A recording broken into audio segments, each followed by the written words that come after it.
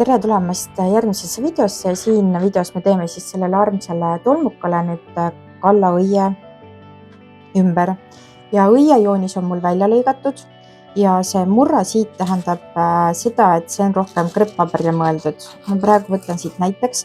Ma venitasin krepppaberi kõigepealt välja, siis olenevalt selle jupi pikkusest saab murrata pooleks ja see murdejoon läheb siis siia selle teksti juurde, kus on murra pooleks ja lõikata niimoodi ühes tükis välja.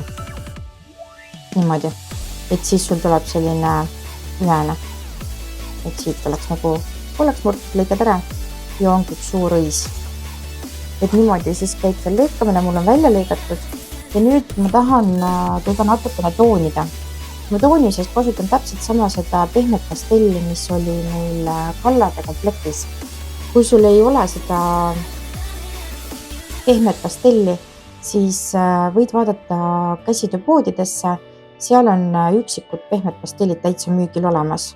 Et selle tooni nimi on, meenukord leidsin üles küll, Deep Yellow, siis sügav kollane.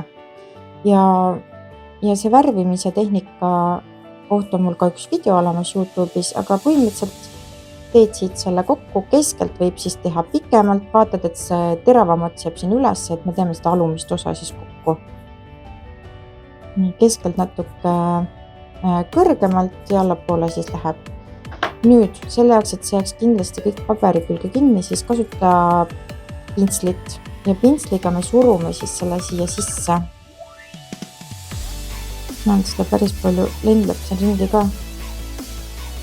et kõik võimalikult saaks ära kasutada. Ma vaatan, et siit nurgast ei natukene läheks, kuigi see nurk läheb kõik ja siit võib natuke kõrgemalt ka teha.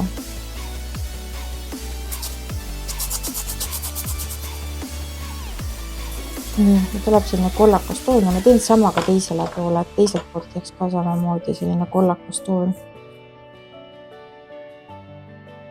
Kuna me selles loomekomplektis kasutame nüüd erinevaid värve, mul on välja valitud üks roosa, üks helekollane, üks valge, et siis see kollakas toon siis ühendab neid kõiki.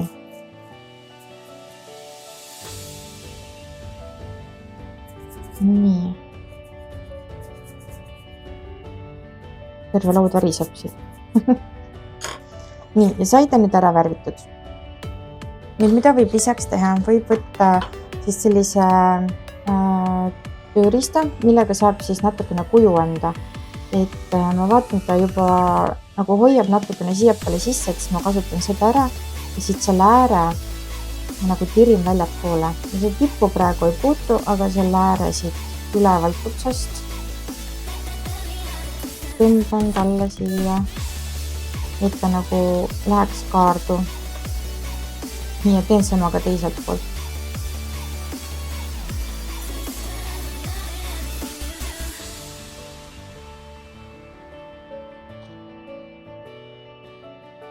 Nii, et isegi kui ta on nüüd välja venitud, ta ikkagi laseb päris hästi veel siit töödelda seda väljapoole siis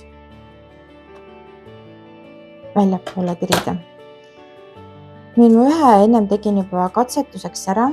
Ja ma soovitan panna see natukene see tolmukas siia külge ka liimipüstoliga. Ja üleüldse võiks seda liimimist teha liimipüstoliga puhtalt sellepärast, et PVA-d teeb liiga märjaks ja ta ei jää ilusti kokku ja ta ei jää ilusti vormi hoidma. Et ma valin siit sellel tolmukal sellise ilusama poole. See on arvatavasti see ja panen sellest tagumisele poolele siis liimi. Ja kui ta nüüd ei ole sul kokku rullitud, siis sa ilusti näed ka, et kus see keskkoht võiks olla, et ta võiks minna keskele ja ma panen ta. Näitan siit paar sentimeetrit sellist varuruumi. Nii. Läheb siia keskele. Ega siit muud midagi ei olegi. Kui sa nüüd natukene nagu sätid ja vaatad, et ta jääks ilusti. Võib isegi natukene siia nurga alla panna. Nii, see pool samamoodi. et see natukene sättisin näppude vahel, et kuidas ta nagu paremini jääks. Ma panen siia natukene liimi, et kui mul üks pool juba sobib, siis teist poolt saab ka sättida. Nii liim ei taha välja tulla, mul on siin pulgavahetus käsil.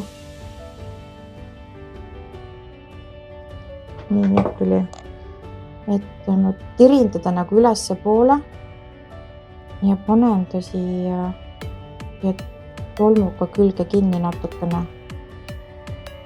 On hästi näha ka, et jääks ilusti hoidma ja teise poolega samamoodi ma tõmban teda nagu natukene ülesse poole, et ta jääks nagu ülesse laiali, mitte ei tõmba teda kohe siit ümber, vaid et ta jääks ilusti hoidma. Tõmban teda, panen siia natukene liimi ka, et see on küll natukene liimi palju. Tõmban ta natukene ülesse poole, liimukump, nii et ta jääks siia ilusti. Ja nüüd tekib meil selline ilus toru, et siit on näha küll seda liimimiskohta, aga ta jääb ikkagi päris ilusti siia. Tuleb selline natukene kinnisem. Nii, siia allapoole praegu ei ole midagi muud vaja.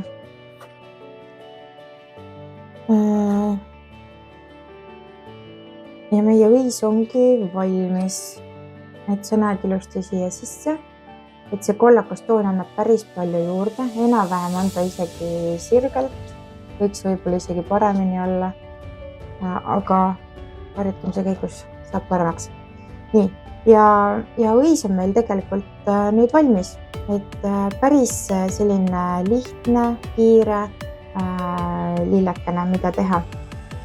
Nii, ja järgmises videos siis me teeme valmis lehe, järgmises videos me teeme valmis lehe ja siis lõpus siis viimistleme.